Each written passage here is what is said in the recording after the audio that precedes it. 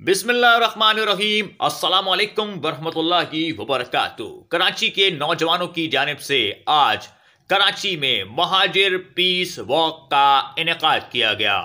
मुहाजिर piece walk Karimabad से शुरू होकर मज़ार कायद पर इख्तिताम पजीर हुई। इस मुहाजिर पीस वॉक में कराची के बड़ी तादाद में नौजवानों ने शिरकत करी।